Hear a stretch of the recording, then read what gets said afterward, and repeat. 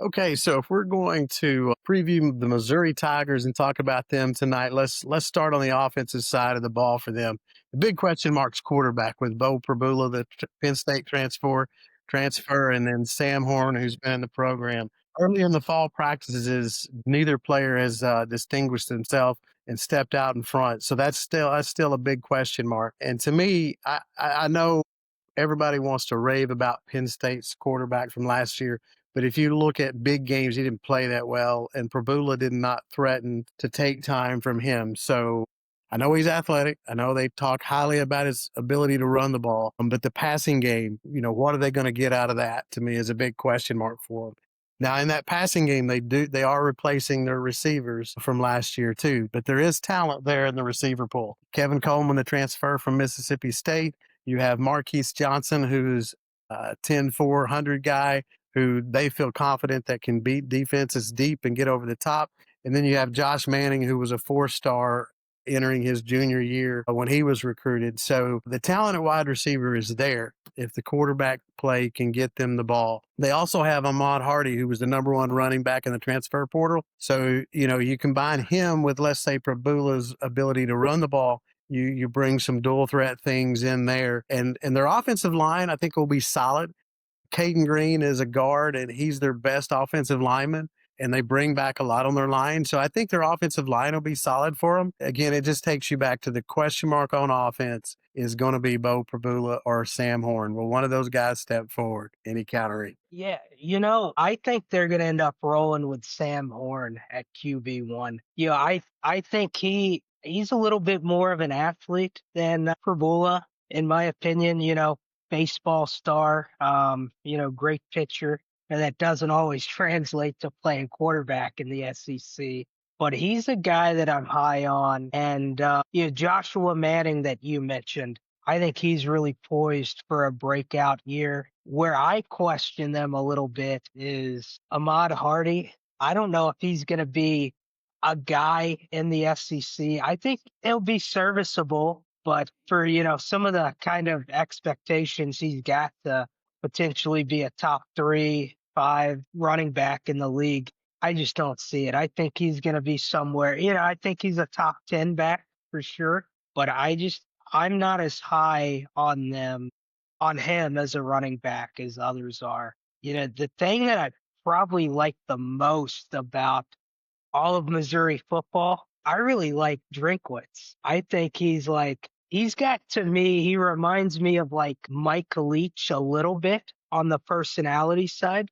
You just kind of never know what he's going to say. And he's, fielded a couple pretty solid teams over there. Now, doesn't call an offense quite as good as Mike Leach did.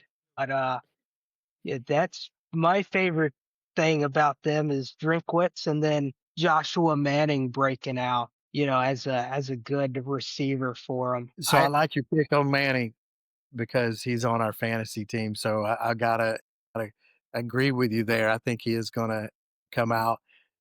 Go ahead, Larry. What were you going to say there? No, I was going to say, I'm big on Horn too. I saw him here in Georgia, Collins Hill guy, teammates with Heisman winner Travis Hunter, two-sport guy. He was I want to say he just signed with the Dodgers a few weeks ago. I thought I read that.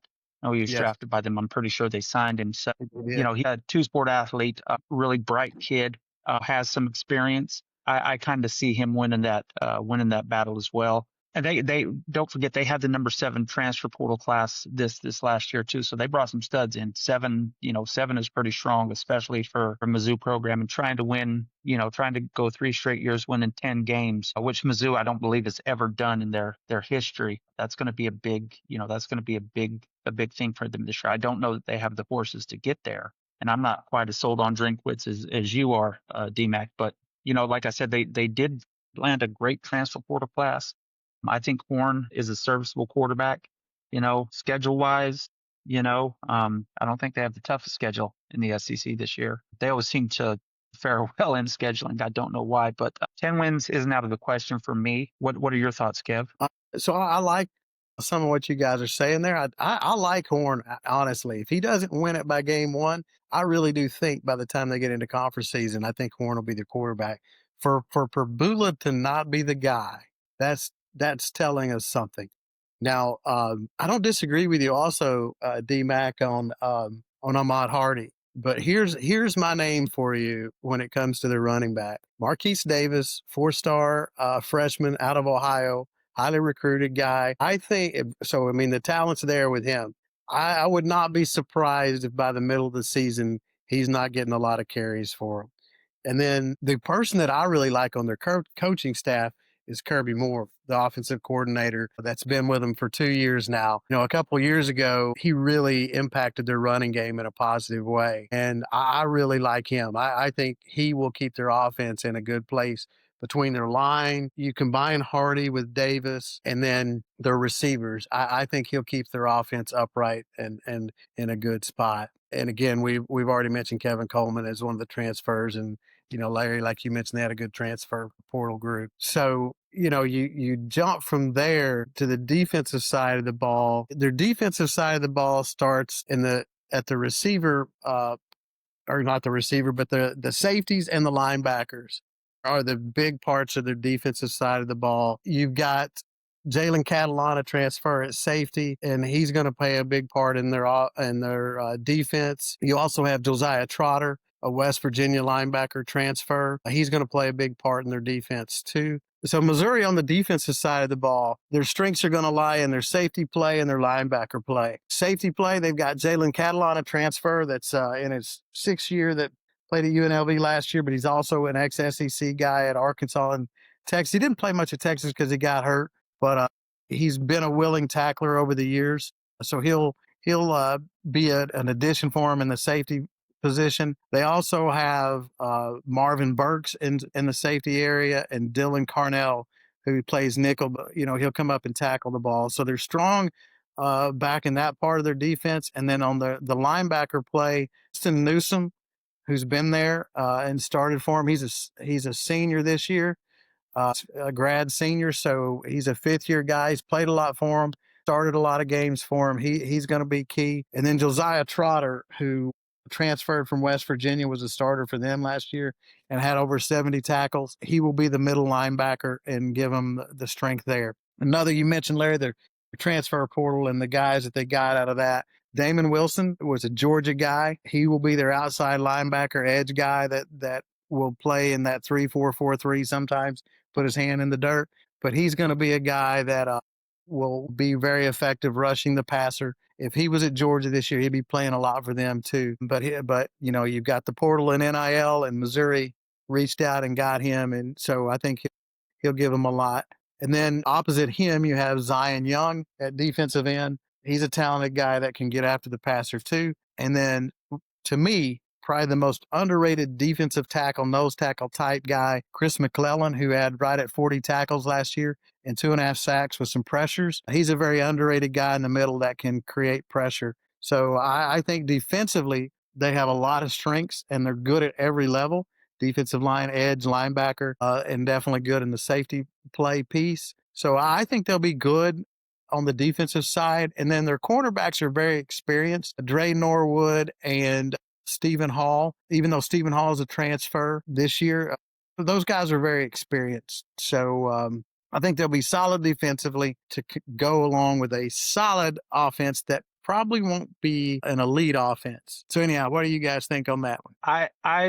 The one thing I like about how things line up for Mizzou this year, first of all, they don't have a road game until like week 8 or 9, so they don't even see the road until mid-October, which is kind of wild. I don't know if that was a scheduling quirk or that seems to be an awful lot of home games early. Secondly, as I look at their 2 deep, they have, I don't see.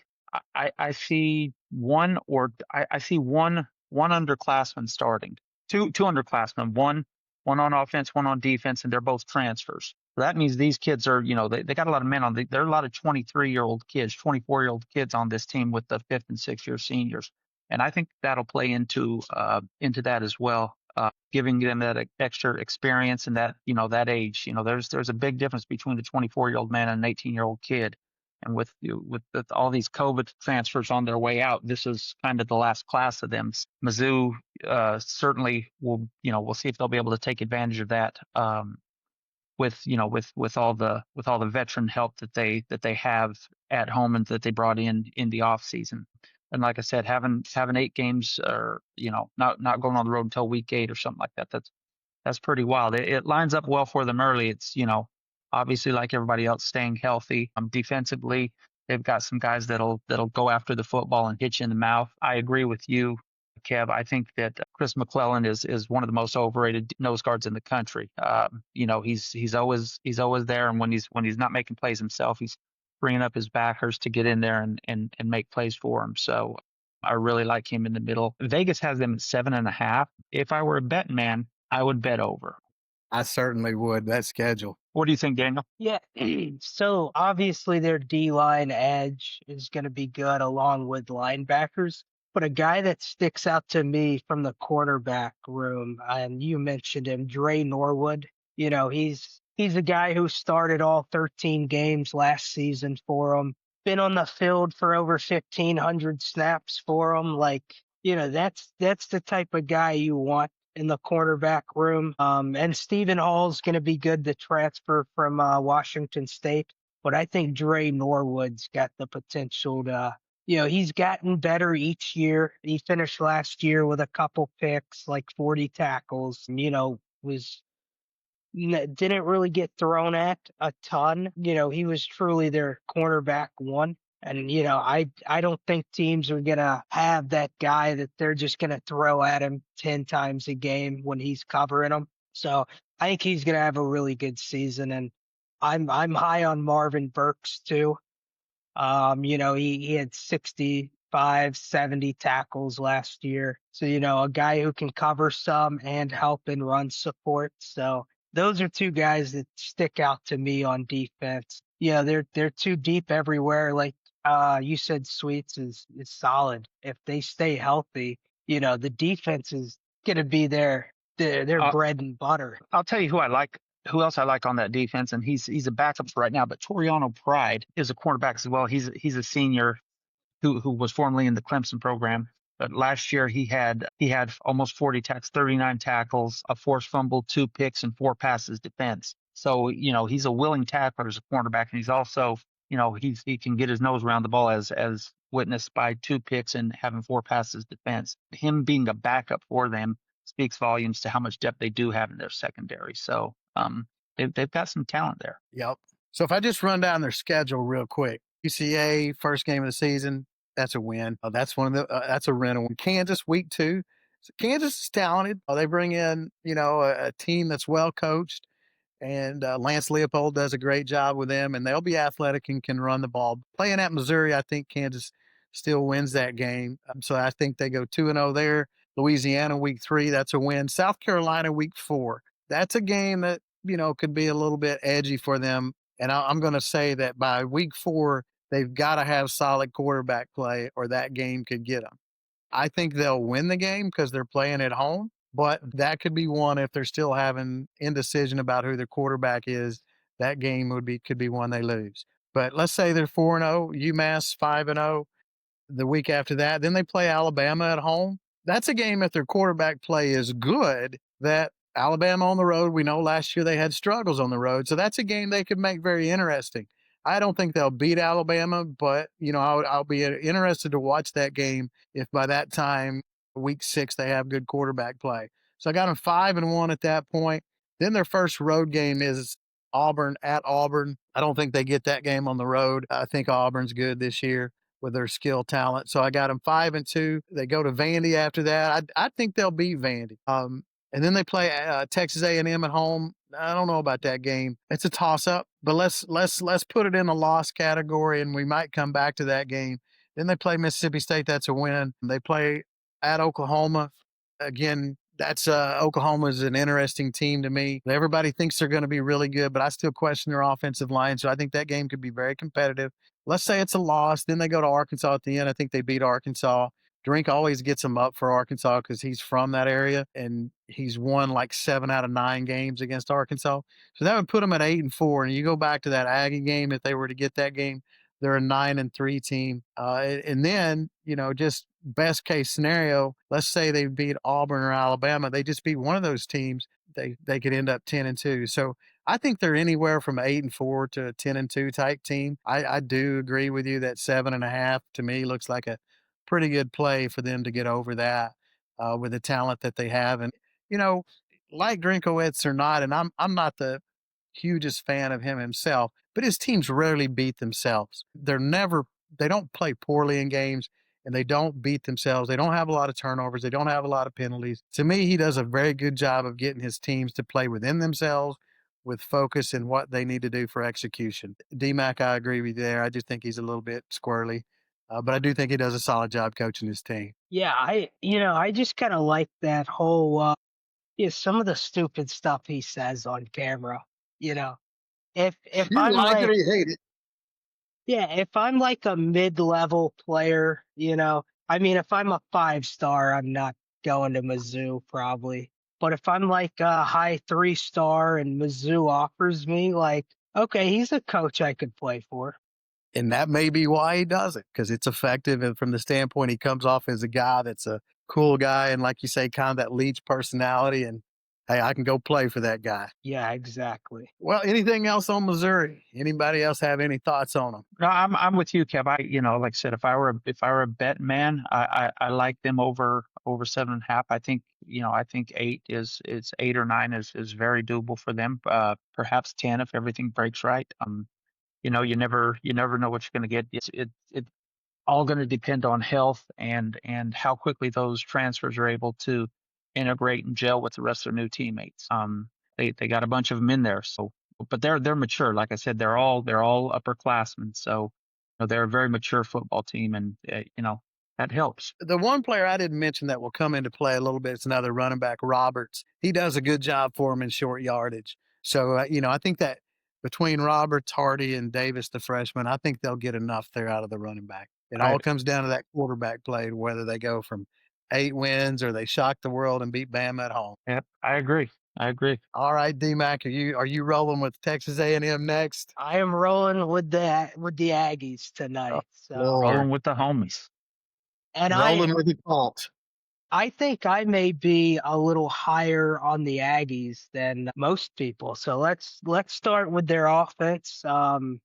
Marcel Reed going to be quarterback. I know everybody's seen some of the videos from fall camp, some of the passing woes, but I think he finished with 22 touchdowns last year, 15 passing, 7 rushing. I think he's going to finish in the, roughly 20, 23 passing and probably 12 to 15 rushing. I think they're going to lean on his legs a lot and use that to kind of buy some time for him to find guys open. I don't think he has to be, Joe Burrow or Garrett Nussmeier on timing for them to be successful. I think he really just needs to be serviceable. And I really like their wide receiver room, KC Concepcion, however you say that.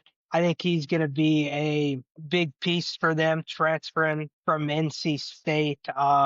He had 50 catches, 6 touchdowns last year at NC State. I'd expect to see that uptick, probably close to 70, 75 receptions, maybe 8 or 9 touchdowns. He's going to be a primary piece. Mario Carver is going to be another big piece for them. I think the biggest question from their wide receiver room is who is going to be wide receiver 3. I know they've got Terry Bussey poised for a big season. Jonah Wilson's another guy I like who's 6'2", hasn't done a ton in college, transferring from Houston, but I love his measurables. Their biggest strength is definitely their offensive line. Trey Zune is a dog at left tackle. If I had to pick my favorite offensive line in the league, I'm rolling with Texas A&M. A lot of older players that got 3 seniors and 2 juniors anchoring that offensive line. Now if they have some injury after that is where things get a little hazy. They've got 3 freshmen, true freshmen or redshirt freshmen behind But, their true freshman, Lamont Rogers, is extremely talented if he's going to step up into a role. And I am high on their running backs. Le'Veon Moss, I think he's going to stay healthy this year. And, he's a Baton Rouge kid, so I watched him play a lot in high school. He was really good. Reuben Owens and Amari Daniels are both guys I think are going to have a role, and I think they're going to fill those roles well. So I think their offense is going to be pretty talented. A couple question marks at tight end. With Amari Neblick, he didn't do much at Texas before transferring over. After that, they've got another transfer from Nebraska who, could see a role. But, if they can stay healthy, I think their offense is going to be successful, especially behind that offensive line. They're going to create time for Marcel Reed. They're gonna run quite a bit of RPO, a lot of just kind of read stuff, so that he can shine. Him staying healthy is probably the biggest piece of this offense, with how much they're going to run and depend on his legs. He could see some injury throughout the season. So then, after that, you've got Miles O'Neal and Jacob Zeno. I would think Zeno probably fits their offense a little better. From an offense perspective, I think they're going to be pretty good with definitely the offensive line kind of leading the way for them. I agree with that. I think their line is definitely one of the top lines in the conference, probably in the country. They're probably a top three offensive line nationwide. In the offseason, we all discussed this ad nauseum before, especially through our little SEC fantasy draft and whatnot, about Marcel Reed. I still have nightmares of Marcel Reed just destroying us last year after he came in for Connor Wegman and beating us. We had the game under control until they made that switch. We had no answers for Marcel Reed. The kid's very talented. He's obviously a dual threat kid, great runner. He can pass the ball. That's not his strongest suit. But I think with the time that they're going to have, he's going to, we'll find out pretty early whether he's able to be patient and sit in the pocket and wait for receivers to get open, or if instinct will take over and he just takes off running when he doesn't need to. If he's able to stay back there and bide his time to let those receivers get open, I think the offensive line will give it to him, and I think Texas A&M is going to be tough stop on offense. We'll see. I think their talent matches their offensive coordinator, Colin Klein. The game that he wants to call, I think their talent matches that perfectly. Strong offensive line. He likes to run a lot of RPOs, counters, traps, very diverse running game. He came from Kansas State, same type of, offense that they ran at Kansas State. And he was the OC there, and he's in his second year. So I think Reed fits that perfectly. And so I think their running game and I think their interior offensive line is as good as it gets. And I agree that they're the strongest O-line in the conference. So I think that really leads to them being an effective offense. I think Craver is a talented receiver in Concepcion. I'm not sure if their passing game will be elite, but I don't think it has to be for what they want to do. I think if they throw for 2,800 yards, and I think they're going to run for 150 to 200 a game between their running backs and their quarterbacks, and that's going to give them ball control. And they're solid on defense. We'll get into that.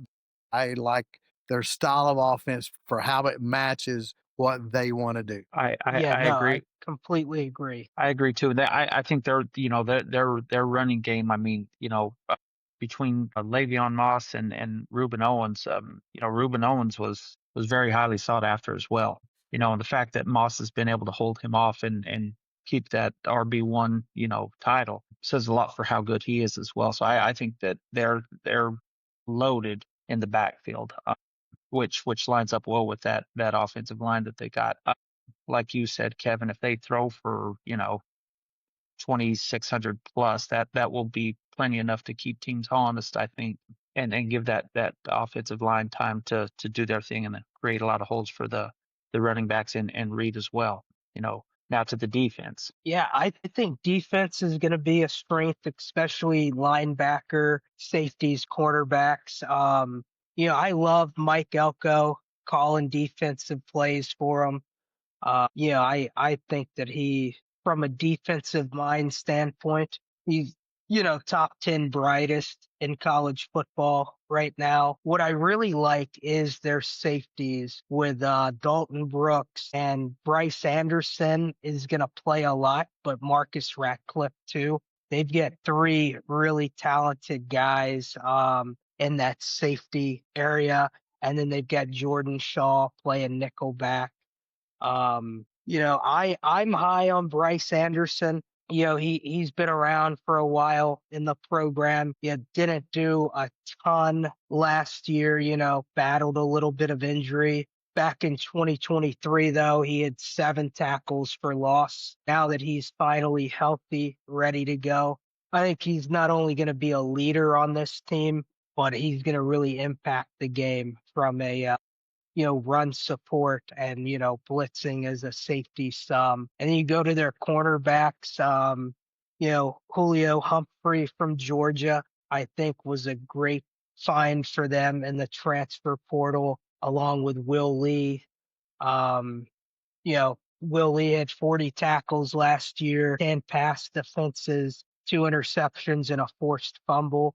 So they've got a lot of experience in that third level there. They're going to be really good there. And then you move up to their linebackers, with Terry and York and Scooby Williams, I think is going to be a lot better than people think he's going to be this year. He's, coming off. He's a transfer from Florida a couple years ago, got some playing time last year. I actually saw him a couple years ago when he was in high school over at Ramsey out of the Birmingham area, 4 or 5 years ago. Really, really sound player. And another linebacker that I am really high on for them. I actually drafted him in our league. Is Damian Sanford. I think he's going to play a lot this year. So they've got plenty of guys at linebacker too. Defensive line and defensive end. I'm not as high on the defensive ends. Cassius Howell's going to be good. TJ Searcy is, I think, projected to start at defensive end for them from Florida. But I think Dayon Hayes may be the guy that breaks in, the transfer from Colorado at the defensive end spot. Now, DJ Hicks is, a guy who had a ton of hype coming out of high school, hasn't really lived up to it. But at some point, his size and raw strength has got to show up. I think it starts to show up more this year. The deeper you go on the defensive line, I'm not as high on, Tyler Onyedem is a transfer from Iowa State. He provides some good depth. But what I'm most excited about are their linebackers, their safeties, and their cornerbacks. I think Humphrey and Lee are pretty close to being the best duo at cornerback in the league. And then you do have a little bit of depth there with Des Ricks and Javon Thomas, that can provide some relief. But I think, being in Elko's system, him taking over play calling, he's going to set these guys up to make plays. Now it's just on them to go out and execute. That's what I think of their defense. I agree with you on Elko being a huge part of their defense. And I agree with a lot of the elements that you mentioned, linebacker and defensive line. Linebacker's definitely their strength and safety, and their line is solid. I will also agree that I don't see their line as dominant as last year. So I think there's a solid defensive line, but they're not an overpowering defensive line. Cornerback, I think, is going to be interesting for them. I love Will Lee. Humphrey, though, struggled a little bit some last year at Georgia. And then Des Ricks, he got burned a lot last year. Now, granted, he was playing as a redshirt freshman. So that, he got his experience and we'll see if he's grown. Sometimes when you're playing out there on an island by yourself and you're young, you got to go through those growing pains before you get good. So we'll see, there. But, Humphrey does have a lot of games he's played. He's pretty much started 2 seasons at Georgia. So if he adds and is a good cornerback too for them, then I think overall their defense is solid. So I don't think they're, a team that's going to give up a game because of their defense by no means. I think the interesting thing to me for A&M is the matchups. To me, you're going to have a good defensive front to match up against their offense. And then to me also, you better have a good passing game to affect their defense. I think if you do have a good passing game, you can keep their linebackers honest where they're not edging up to play against the run. And then that way their defensive line will not be as dominant with how that plays. I think a team that has a good defensive front and a good passing game is the type of team that can beat them. But again, they're a team that could easily go from 8-4, 10-2 type team. Now we know Aggie is 8-4. They own that one.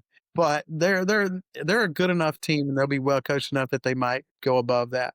What do you think, Sweets, on the defense? They're over under depending on where you look, anywhere from 7.5 to 8.5. I'm not as high on them as DMAC is. I still think that they're, I like Alco as a defensive coach.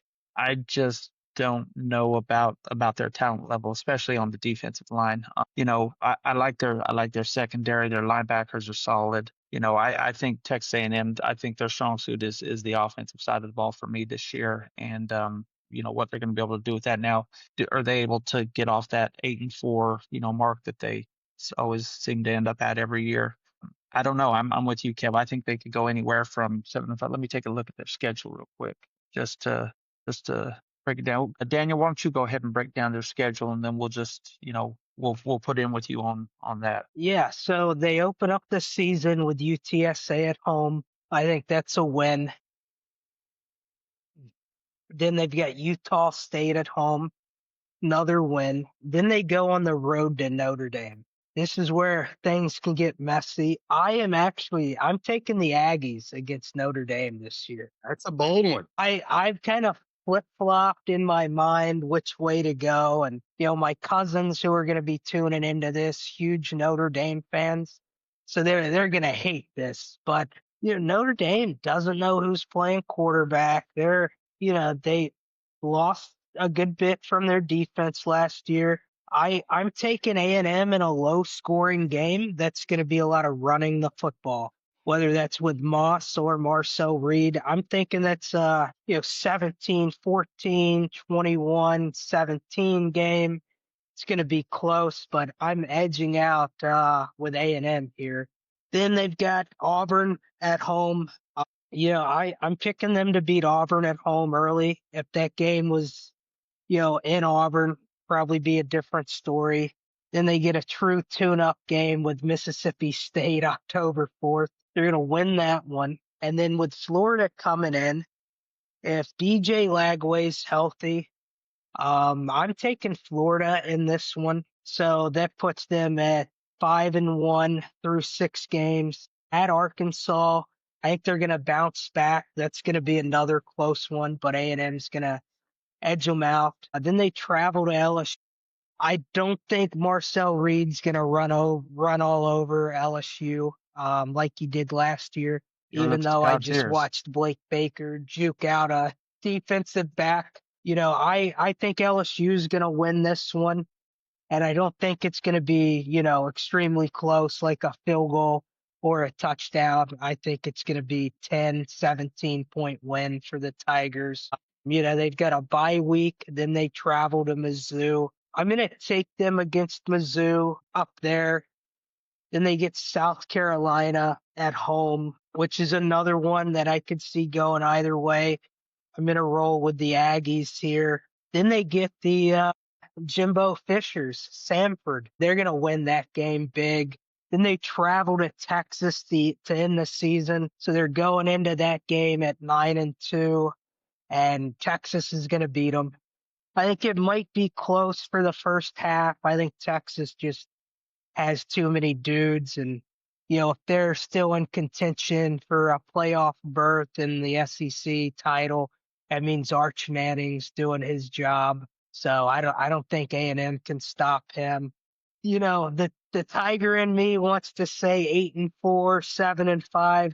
I'm going to roll with 9-3 for the Aggies this year. Looking at their schedule, I think that's So you certainly. basically give them all the time. Go ahead, Larry. No, I was gonna say, I mean, I'm looking at the schedule. I don't think they beat Notre Dame. I do think they beat Auburn at home. They're not losing to Mississippi State. I think they'll beat Florida at home, and especially if without Lagway. Love Harrison Bailey, great kid. He's not DJ Lagway.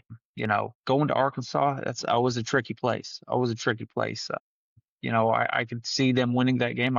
That's kind of a toss up for me. LSU, I think Kelly has this game circled. I think the LSU faithful have this game circled, and if LSU is still in the thick of things, while that's going on, then I think that LSU comes out and gets a 10-point win here. Mizzou at home. I think Texas A&M is a better team than Mizzou. But again, you're going on the road in the SEC. That one's a toss up too. South Carolina, another one. If Sellers is healthy, he can cause those guys a lot of trouble, especially on that defense front. They're going to beat Samford, and then the shootout, Texas A&M. I just don't think there's any way they beat Texas at home, in Austin. If both teams are at full strength, Texas should win that game by 10 points. So I say I'm not as high on you on them. I can see 9 wins for them, but 7 wins wouldn't surprise me either. If I was a betting man, I would avoid this one like the plague. Yeah, I'm not going to touch their over-under because, like you said, I mean, I've got Florida upsetting them, but that could go either way. If Lagway's out, that's a different story, but I'm with you on Arkansas, Missouri, and Carolina. I think if my prediction of them losing to Florida, I don't think they drop back to Arkansas.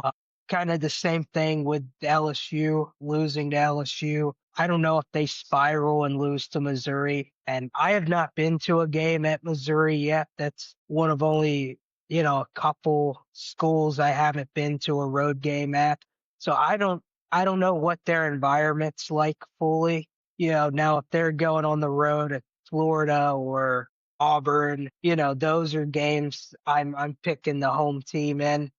But Missouri, just not having been there, I don't have enough faith in their home environment. And in South Carolina, I'm predicting Sellers being a little banged up by November 15th. So I think that gives them an easier path. And then, the one game I probably will bet might be Texas A&M, Texas, and it's going with the horns on that one. Yeah. So looking at their schedule, as you broke it down, you pretty much went with the games that they might lose in. You took the teams like Texas and LSU are definitely going to be favored over A&M on the road, and I think those 2 games they lose. Again, when you look at the matchups, like I mentioned earlier, those teams have good defensive fronts this year, and they have the ability to pass the ball. So I think they keep their defense off balance. I think those are 2 definite losses. And then when you go into the toss-up column, like Notre Dame and Florida are games that are like strong toss-ups to me. I think they definitely lose one of those and maybe could lose both. And then when I look at Missouri, South Carolina, Arkansas, I call those games toss-ups. South Carolina because of Sellers, and he could be banged up, but he's also athletic enough. I was listening to something today. Last year when South Carolina played Texas A&M, in the second half alone, Sellers broke 27 tackles. So he can take over a game at sometimes, and you never know if this is the game it takes him over. I mean, that's a game that they could lose. And then on the road in Missouri, you're exactly right. Missouri's, I went there a couple years ago when LSU pulled out a win late. It's a journalism school, okay? And they're great, got a great journalism school, but they're not the rowdiest fans in the world. I'll tell you that right now. And it's 65,000 and end zones are pretty open. So doesn't hold the sound in there.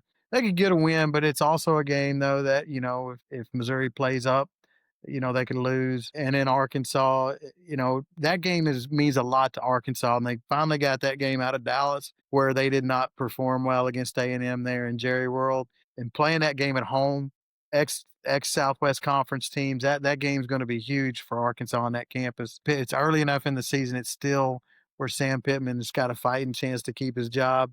I think, and Taylor Green, I think that game could be very dicey for A&M. So I just don't see them going better than 8-4. I think with all the toss-up games, they lose a couple of them, and they definitely lose to Texas and LSU. Yeah, I mean, I'm normally an 8-4 guy on the Aggies, but it's a safe place. It is. It's the safest place to be. But if they go 9-3, the Aggie fans love me right now. That's right. You That know, is I true. I just took a peek That at is true. Missouri's since 2019 they're 30-9 at home. So they're a little bit above 75% winning percentage at home. So they're formidable at home. A lot better on the home than they are the road. Oh, definitely. yeah, I agree. The Arkansas game is definitely going to be rowdy. I like the Arkansas environment. They're just rowdy Arkansasians, whatever you would call them. They're not Florida from a brutality standpoint, but they still get plenty rowdy up there and I think this north is of central Louisiana. That's right. I think this is the Tennessee game for Arkansas last year. This will be a night game. It'll be loud. This will mean a lot to them. A&M could go in there and win, but they're going to have to go in. That will be a very rowdy environment. Like I say, to me, it'll be much like Tennessee last year. I agree. Yeah, no, I agree. Go ahead, Dane. No, you're good, Sweets. I lost my train of thought, to be honest. So you're I good. apologize. Like I said, I could see them, if everything breaks right for them, I could see them winning, 10 games. I could see them winning 7 as well. 8-4 is really safe for me with Texas A&M. So, I'll just call it that. And, if I'm right, then, so is 99% of the college football world. So I join the crowd there. Yeah, no, I'm definitely in the minority at 9-3, but I'm I'm taking A&M against Notre Dame. They lose that one. Maybe they beat Florida, then lose to Arkansas, and then we're right at 8-4 again. So a lot hinges on them beating Notre Dame for that to happen. If they don't beat Notre Dame, I don't think there's any way they get to 9-3. I don't think they'll spiral and go 5-7 or anything. But 8-4 is probably likely if they don't win that September 13th. Yeah, they're I haven't followed their fan base as much as I usually do. Usually this time of year, I'm getting a few good laughs out of what comes out of their boards, but I haven't been on there much this year. I do think that they, 10-2, why not? They could if everything breaks right for them, and if they're 10-2 in the SEC, they're going to the playoff. I don't see how an SEC team goes 10-2 and is held out. Now, if 10-2 puts them in the SEC championship game and they lose that, end up at 10-3, and it might get a little funky. But then you go back to what does the committee think? Are they punishing people for their championship games, or how's that going to work? Yeah, they didn't punish the ACC last year for it, so tough to punish the SEC this year if it happens. They got punished in their games, so it came back around. Oh, yeah, no, they did for sure. I'm looking forward to a So great cool. season. Just hoping that everybody's able to stay healthy and see who does what. High expectations for a lot of teams. I've got really high expectations for LSU, and I'm not sure why, because for me, a lot of LSU, just on this topic, it depends on game one.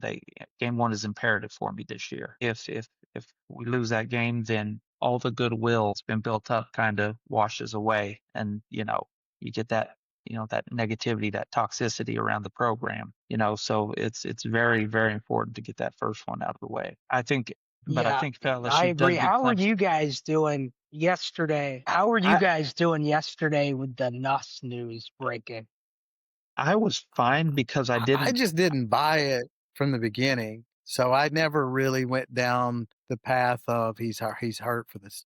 I just never went into that. I didn't get to participate in it. I'm getting ready to move Larry to school on Saturday, so we've had a lot going around here, and haven't been on the boards as much. But when I caught up to it this morning, I was like, oh Lord, things really went off the rails here. And the guy the poster who posted the original news is usually a pretty solid guy with pretty solid intel. So he missed it's one. about 25 minutes, but Yeah. it quickly got corrected. Yeah, I mean, and listen, you know what? Every one of us has been wrong on something like that before, and that's why you don't throw out the SOS before you have that news out. Like I said, if it's The things that concern me though if he were to be hurt, is I'm not hearing a lot of great things about Van Buren right now as far as his accuracy. No. So if Nuss were to be hurt, we're going to have to depend on our defense quite a bit. Yeah. Yeah. Cause we Yeah. don't have, cause Hurley's not an overly accurate quarterback either. So, and that's kind of Nuss's thing is dropping dimes. So that certainly would hurt, but Can you guys hear me? Because Sweet, you're fading in and out on I, mine. I I can hear can you hear fine. you. I'm losing sweets a little bit. I'm losing sweets Yeah. every now and then. It might be that piece of shit AT&T. You were good through the through the two teams. You were good through both teams, but just here as we're just kind of chatting, it's kind of coming and going. Yeah, it could be my connections. But I can see like I'm pixelating a little bit. And Kev, you're a little fuzzy. Daniel, you're as clear as a bell. It's coming I and don't know. going. Who knows? What We want to what's try Gum to do did Auburn anybody because again, talk to I Gumbo think I tonight? did okay on Auburn, Larry, but I did have that dead spot. I think I can do better. And with all of us here, it seems like we're having pretty good back and forth tonight. Let me do Auburn again. Okay. Yeah, we are doing good with all three of us involved in the conversation. I like this aspect a little more. Yeah, I would agree. See there, he's back. I'm here. I'm going off camera for 1 sec, but I'm here. Can't hear you And I can though. hear you fine. You can't hear I me? can see you talking, but I can't hear you. Yeah, Can I you, can see you him talking, no words, just your mouth moving. I'll go out and come back in. Maybe go all the way out and back on. He's kind of froze right there. Yeah, now it looks like he may be frozen. He may be logging off and coming back on. We'll give that a second, then we'll do Auburn. Yeah, I agree with all three of us. It's been pretty good. I think Yeah. we could those first two, maybe just a little minor editing and cleans up pretty good. Yeah, no, I think we did pretty well there. How do I sound? I'm still a little under the weather here. If you everything fine, can't tell it. Okay, good. You've been real congested. That's the thing I remember about COVID is it's like you got a drunk of congestion in your head. I mean, you just like constantly releasing it all day. Yeah, I finally got my sense of taste back That's today good. because I ate lunch on Monday and I took the day off Friday, just like tried to recoup. Then Saturday I went to a fishing rodeo, still sick, but Sunday felt a little better. Monday I ate lunch and I had dinner tonight down here in New Orleans, and that was the first time I had eaten since lunch on Monday. Well, if you're gonna eat in New Orleans, it's good that you were able to taste it. Yeah, we got some Cajun food. We did fried alligator. Couldn't really taste it, but then I got some spicy meat pies. I could taste those, so that was good. One of my favorite snacks is anything with peanut butter. I tried a spoon of peanut butter last night, and I was like, peanut butter is disgusting. I don't know if I ever want to eat it again. That's kind of scary. Yeah. So obviously you're a Reese's fan if you like peanut butter. Oh yeah, that is my number one candy. I tend to, as much as I love the peanut butter cups, I tend to go Reese's sticks quite a bit. I agree with that. I love Reese's sticks.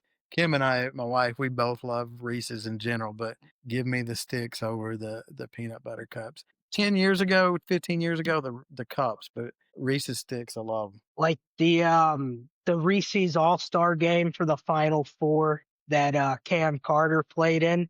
We went and watched him for a little bit, and they were giving away all kinds of Reese's stuff. And then do you know the YouTube guy, Mr. Beast? Yeah. So he's got his Beast candy bars. He was guerrilla marketing around San Antonio, all through the river walk by the Alamo. He was just handing out, or his team handing out handfuls of his chocolate peanut butter bar, all his candy bars to combat Reese's and Hershey having the contract with the Final Four. Was it pretty good? His stuff It pretty was. good? It was. I was impressed. I don't know. I don't know if it was. I don't think it was better than a Reese's. I'm too loyal to Reese's. I would never give them up for his candy bar anyway, because I am kind of a Reese's loyalist here. I'm a Reese's fan, and it's so it's really interesting, and I guess my years in retail caused me to do this. I'll go in and I'll look at the amount of footage like a convenience store or a grocery store has to Reese's. And it's really pretty incredible when you just look at the amount of shelf space that places give it. I mean, it's a dominant snack without a doubt. When I was a kid, we got a rabbit. I was probably in fourth or fifth grade. It was an Easter gift from my parents. And it was like blackish brown with a little bit of like peanut butter color through its skin. We named the rabbit Reese's. That's sweet. And he Well, was like our pet for 10 years. So we had a really long lived rabbit. So name Reese. That's yeah, another our reason you our can't whole give it. house is big Reese's fans. If you had a rabbit, you can't give it. You can't, or if you had a pet for that, Reese's is going to always be in the top 10. Yeah. All right, I don't know if he's going to come back in or not. I sent him a text. He hadn't answered. I don't know. Maybe if we may start and just go, and then if he jumps back in, we'll roll. But let's go ahead and start with Auburn and just see. So, all right. So to talk about Auburn now. So this is my surprise team in the SEC this year. I'm a big believer in what Auburn has. And Auburn's one of those teams that, when you talk bad about them and everybody seems to be down on Hugh Freeze and Auburn, whenever Auburn is talked bad about, that's when they can kind of jump up and get you, especially if they have talent. And I'm a big believer in their talent and what they have this year. They've got one of the better offensive lines in the country. I'm not sure it's or in the SEC. I'm not sure it's the best, but they're a top 4 or 5 offensive line, got a lot of experience across their offensive line. And then both their tackles have a lot of experience. Mason Murphy is a transfer from USC, but Xavier Chaplin was a starter for him last year at left tackle, and he's back. Connor Lew, maybe the best center in the league, him or the center at Florida. And then to me on their offense, their wide receiver group is as good as any in the country. They match up as well as anybody. Cam Coleman, to me, he's a type of athlete like Julio Jones. I'm not sure he has his mental makeup, but just a great athlete that wide receiver, 6'5" guy that can do anything and go up and get the ball. And then opposite him, you have Eric Singleton, who's a 4'2" guy that was at Georgia Tech, had over 1,400 yards receiving the last 2 years and a running offense. So you match those two up with Malcolm Simmons, who's a great athlete, and then Perry Thompson, who was one of the highest recruited guys 2 years ago. They've got 4 or 5 guys that can beat you at wide receiver. Jackson Arnold's an interesting quarterback out of high school, 5-star guy that everybody loved and everybody wanted. Last year he had a down year, and now it's everybody kind of wants to talk poorly and say that he can't get it done. I'm kind of the belief that OU, with all the injuries they had last year at wide receiver, their offensive line was the worst in the conference. I'm kind of the belief that Jackson Arnold is the guy that's going to bounce back this year. We know he's a tough guy and he can run the ball also. He's got some dual threat ability. I think with their offensive line talent and their receiver talent, I think we see him build his confidence through the year, and he gives them a good year at quarterback. Maybe not a great year, maybe not an all-conference year, but with the talent they have on offense, they don't need him to be all-conference. They just need him to have a good year, 3,000-yard type year with 25 touchdowns, 9, 10 interceptions, and they'll win a lot of games. Running game is going to have to be by committee. Damari Alston, Jeremiah Cobb, Darrell Robinson. And I'm going to throw out a name on a guy who was a 3-star guy at Auburn High School that they really like is Omar Mabson. I think you'll see him run the ball some too. So I think between those 4 guys, they'll have enough in the running game to get things done. Hugh Freeze definitely always loses some games that he should win, but I think offensively he's a good enough coach when you give him good wide receivers that he can mix it up enough and be a very effective coach as far as getting things done offensively. DMAC, what's your thoughts? Yeah. Another guy in that wide receiver room that I like is Horatio Fields, the Wake Mm-hmm. Forest transfer. He's not going to start, but he's going to be a rotation guy coming off a 40 reception season last year. Like, that's such a good piece to have. He was still playing competitive football in the ACC to some degree. So it's not like you're getting a kid from Liberty or from UTEP or UTSA to fill that void. So I think that their wide receiver room is honestly top 3 or 4 in the SEC, with some upside to be even higher. Cam Coleman's going to be phenomenal. Singleton's going to be really good. Those are two guys who could potentially be 1,000-yard receivers. And you throw in those guys like Simmons, Thompson, and Fields, who could all combine for, another 1,000 between the three of them, maybe a little higher. Going to be really good. I know you mentioned the freshman Mabson in the running back room. I think he's going to be a key contributor, but I kind of like Robinson a little bit too from UConn. Ran for I think 750 yards and 8 touchdowns for him. He's a guy that they're 3 and 4 on the depth chart. It is going to be a big committee, but I wouldn't be surprised by the end of the year those two are both in your top three from carries and a yardage standpoint. I am high on Jackson Arnold, probably higher than I was with him at Oklahoma last year.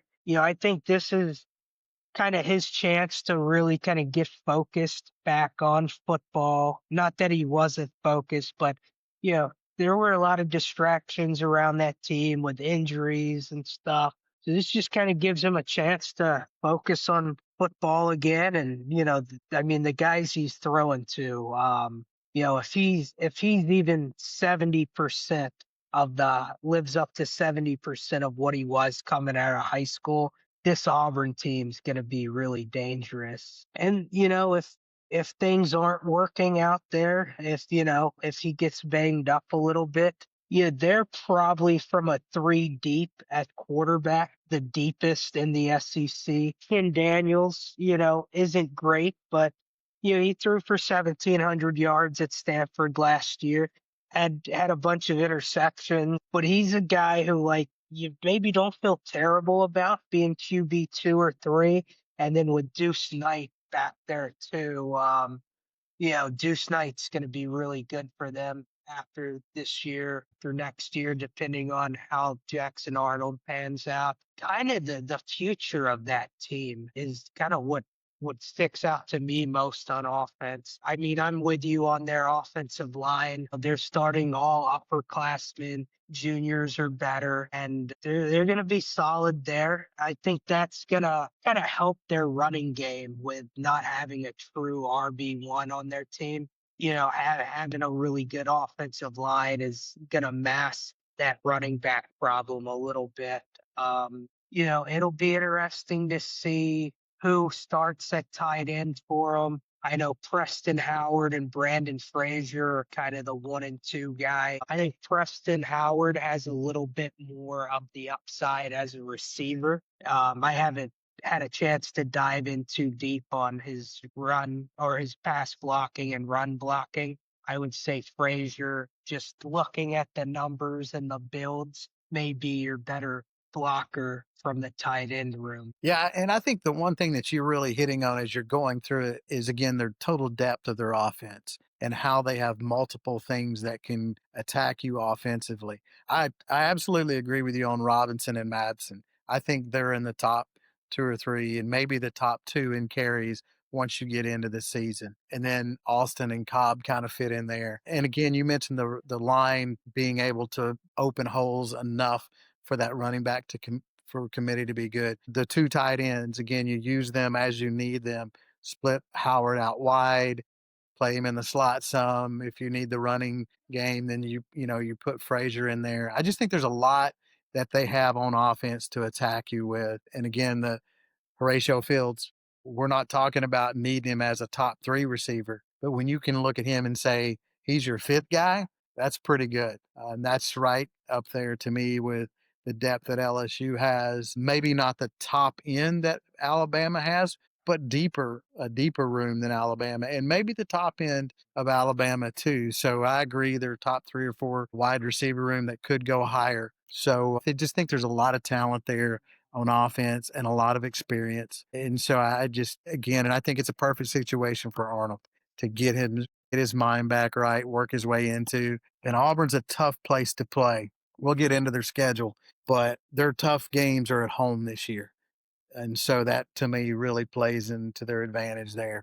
So if I'm jumping over to the defensive side of the ball, to me, and Auburn always to me is always known for athletic guys on defense. They have usually a solid defensive front, but when you look at their edge guys and linebackers, they're always guys that can flat out run and get after you. And that's no different this year. You got Kedrick Falk at defensive end, and he can get after you.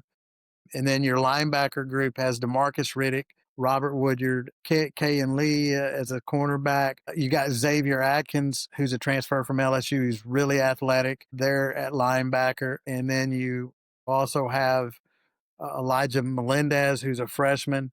So you've got some guys at linebacker that can really go. And then their defensive line, where I really like their defensive line this year, is they've got guys in the last two classes that are big guys that can eat up blocks. Malik Blockton, big defensive tackle. Jordan Crawford, who's not going to start this year, but he's a nose guard. And that big guy, again, I saw him at the Under Armour here in Atlanta, and he's a big physical guy that can eat up blocks. The starter at nose guard will probably be Bobby Travis. And again, he's an experienced guy that's a transfer. So I really like their front seven and what they can do athletically. And then also in the center with their line being able to eat up blocks. And then when you get into the secondary, I mentioned Kay and Lee. I really like their safeties.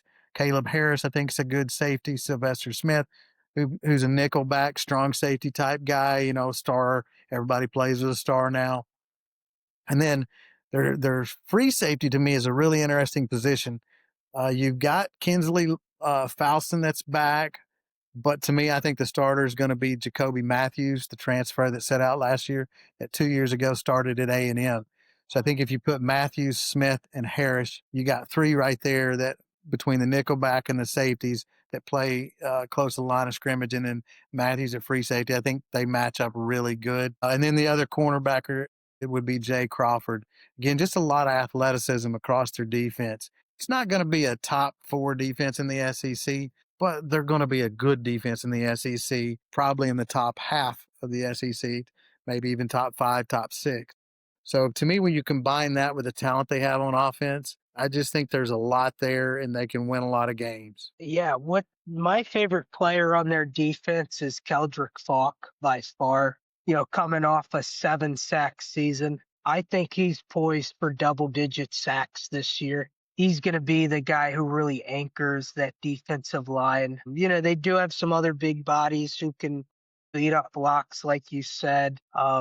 Another thing that I really like, some of the other teams we've talked about are, a lot of juniors, a lot of seniors starting. They've got Blockton at defensive tackle. They've got DeMarcus Riddick at linebacker. They've got Caleb Harris, A. Crawford, Vester Smith.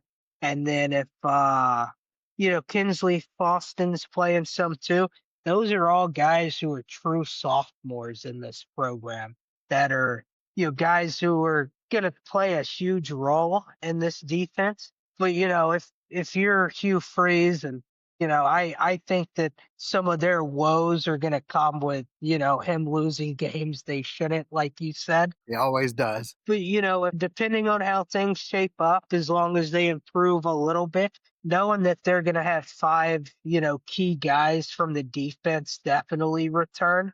And then, you've got a few juniors in there with Lee at cornerback and Woodyard, who, may potentially be draft risks at the end of the year. But you're talking about a team that's going to be athletic, not the best in the league, a little above middle of the pack. And they're going to return anywhere from 5 to 7 or 8 guys next season on this starting lineup for the defense. So, the quality in which that Hugh Freeze has kind of been able to recruit these guys is what sticks out to me. And Caleb Harris is a guy I really liked. I am a sucker for some of those Alabama high school guys, especially coming from a school like Thompson a few years ago. That is, to me, when you talk Alabama high school football, Thompson is, at the top of the list. A lot of the guys they churn out, maybe not always, NFL, starters, but phenomenal college guys that just kind of have that work ethic. Yeah, Jacoby Matthews is the interesting piece on this defense. Yeah, he's a guy who's, bounced around from A&M to community college to focus on school, kind of stepped away from everything at one point. Yeah, the talent is undeniable. I mean, his freshman year, he's looking like an all-star at the six or an all-American 6 games into the season. And I've seen some video of him before he enrolled at Auburn. The dude's still in shape. I do want to see how being away from the sport, for a year plus treats him. But if he wins out that starting free safety spot, they're going to be in a good position. Yeah, I think so. Again, that gets into, like I said, to me, they're my surprise team. So I'm going to run down their schedule. You guys might disagree with me, and everybody might disagree with me, but I've got them winning a lot of games. So everybody's talking about Baylor, and it's a must-win game for them. I think they win the game, and I think they're just a better team than Baylor. Love Aranda and love what that Baylor has offensively, but when I look at both sides of the ball, Auburn's just better. Then they play Ball State, South Alabama. I think they win both those games. Interesting game here. They play on game 4. They go to Norman to play Oklahoma. Again, everybody's talking about Oklahoma and how good they're going to be, and John Mateer and those type of things. I'm going to call this the Jackson Arnold game because I think he's going to have a lot to prove going back into Oklahoma. And again, I just think Auburn's, when I look at the position matchups, Auburn's better on the offensive line. They're better at wide receiver, maybe not better at running back. Quarterback, maybe not better, but Arnold's going to compete.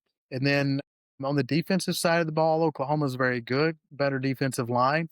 But I think Auburn is as good in the secondary and as good at linebacker as Oklahoma is. So when you start looking at the matchups, it's a very close game. And that's a game that Auburn should have won last year. Thorne threw an interception late that got returned by Kip Lewis for a touchdown. I just think this is a game that Auburn is going to circle and it's going to mean a lot to them. And I honestly think Auburn's going to go into Oklahoma and get that game. So I think they start out 4-0. Texas A&M, you covered this game when you talked about A&M. This is one I think they go on the road after a big win, and I think they lose. So I think they lose this game. So now they're 4-1 with Georgia at home. And Georgia, they always play Georgia tough at home. I don't think they're going to beat Georgia, but I'm not going to be surprised if they did. I think when you talk about home field advantages, obviously we think highly of LSU's home field advantage, and rightfully so. But I would put Georgia's in there too. I would put Georgia, LSU at the top. But then after that, I put Auburn at a home field advantage, and South Carolina right there in Tennessee. Those 5 to me stand out. And so that Georgia game at home is going to be a tough game for Georgia to go in there and win. I'll say Georgia ekes that game out, so that puts them at 4-2. From here, I really love how the schedule plays out for Auburn after this. They got Mizzou at home. I think they beat them. They go on the road to Arkansas. I think by this time they're playing well enough across the board. And again, total talent across the board. I just think they're better in Arkansas and win that game. Kentucky, I think they win that game. They got to go to Vanderbilt. Could be a tough game. Pavia's beat them 2 years in a row. So again, Vanderbilt's not normally a game that you circle, but I certainly think Auburn and Hugh Freeze have this one circled. I don't think he wants to go 0-3 against Pavia, and I just think the talent level is too much. I think Vanderbilt wins that game, sets up their last 2 games. Mercer, that's a win. And then you have Alabama coming to Jordan Hare. Auburn's setting at 9-2. Again, I'm going to go back to last year's Alabama team. They showed signs of struggling on the road, lost at Oklahoma, lost at Vanderbilt, lost at Tennessee. And that's a tough, tough place to play. I'm not sold Simpson's going to be an elite quarterback. I think Auburn beats Alabama at home. So I have Auburn going 10-2 with the losses being to A&M and UGA. And I think Auburn is a threat to make the playoffs. I know I may be one of the few that says that, but when you look at the schedule, how it matches up, and the total talent that they have on their team, they're not going to be an easy out. Yeah, no, I like that. I think from their talent and how the schedule lines up, I agree with you. The only thing I see is the Hugh Freeze factor and 2 games that I have circled. Like my favorite game of the season for them is Baylor.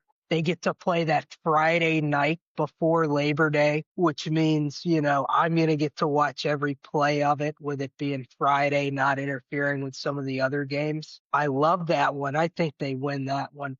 But two I have circled are two home games against teams that on paper they are so much better than, in my opinion. And that's the Missouri game, October 18th, and the Kentucky game, November 1st. Those just seem like Hugh Freeze potential loss games. Like Kentucky shouldn't even, be competitive in that game. But that's where I could see, Calzada going crazy in that one. I think 10-2 though is, if it's not Hugh Freeze coaching, I'm like 100%. Auburn's a really talented team, but with Hugh Freeze, I see at least one of those two games being dropped. But now that they could beat Georgia, still drop one of those, and they're still at 10-2. Hugh Freeze just somehow loses a game he should never lose every And year. every year, there's no question about it. Even when he was at Liberty and had them rolling, before he got that Auburn job, he beats Arkansas, goes into Arkansas with the Liberty team and just dominates them. Then goes on the road or excuse me, not on the road, comes back home.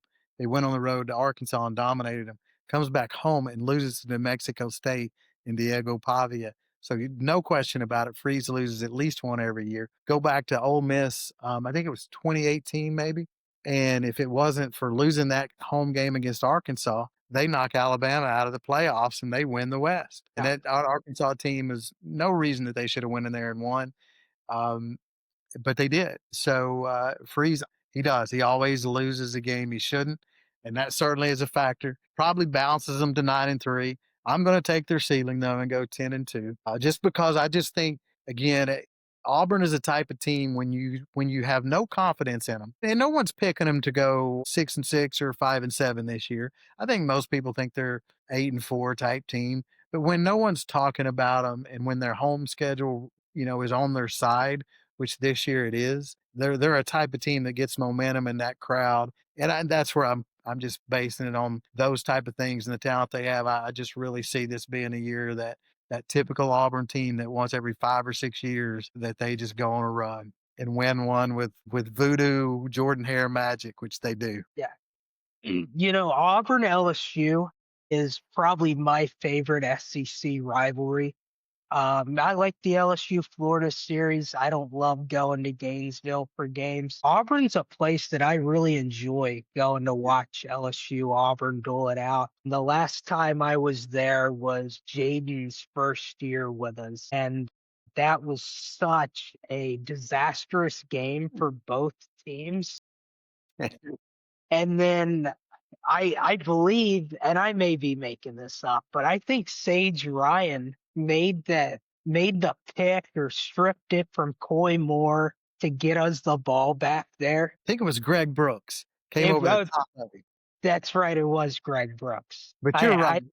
And so many games that LSU's played at Jordan Hare have been just nail biters one way or another that are just crazy type games, and that one certainly was. And I've really missed this series the last couple of seasons not happening every year.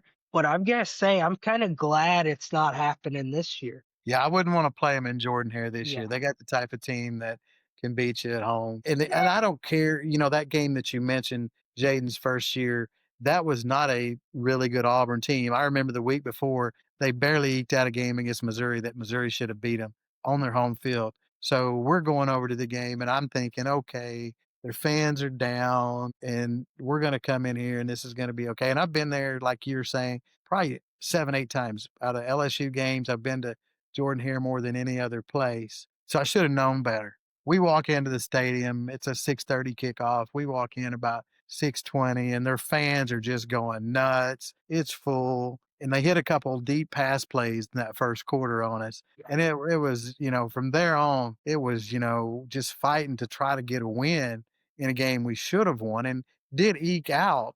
But that's just such a great environment to watch a game in. Oh yeah, it is. So normally I would get tickets through LSU with the LSU fans. Well, I was kind of undecided on going. I've got a friend in Birmingham that I travel with. He's a big Auburn fan, so he comes here for Auburn games. I go stay in Birmingham and then we drive over to Auburn. And we bought tickets last minute and we ended up sitting in kind of expanded Auburn student section. I'm in a purple LSU polo with white and gold paint splatter look all over it. We sit down. He's in his Auburn shirt, so nobody's really messing with him. And then these three girls in their Auburn colored overalls come and sit next to us who are in college. And that I remember that first quarter with their deep pass plays. They're just like ragging me. They're nice about it, but I'm just hearing them, all first quarter, and they're definitely enjoying being in college and going to the Auburn game. But then, that fourth quarter really kind of changed things. And it went from like them ragging me a little bit to being like, okay, don't rag us. Because the way that they came out, no, they were nowhere near as talented as LSU was. But the way they started that first quarter, they should have scored more points. They should have. And they really should have, made LSU kind of turn away and kind of get blown out in that game. But, geez, I need to look up. There were so many turnovers in that game. By It both was, teams. yeah, it was the ugliest game of football that I've ever been to. It I was think just bad. Yeah, there was that game and then the Florida game where we kicked a field goal late to win. In both those games, it was like whoever made the last mistake was gonna lose, and they did. They threw that interception that Brooks got. We were ahead at the time, but we were, to your point, they jumped on us early, and we were like backs against the ropes, knockout punches could hit us at any time. And if you remember, BJ Aguilera got a strip sack. That's Sweets' Yeah. guy, and that strip sack, and then we scored a touchdown off of that fumble, and that kind of calmed things down for us to say, okay, look, we're back in the game. I think it might have made it 14-7. I don't know exactly on the score, but it calmed us down to where we could play in the game and then ease our way back into it. And then eventually, I think Emory had about a 20-yard touchdown run that put us ahead, and he played well in that game. I think he also caught a pass that he scored a touchdown on. So that was our offense in the second half. But it was a crazy game. And like I say, it's just a great atmosphere to watch a game.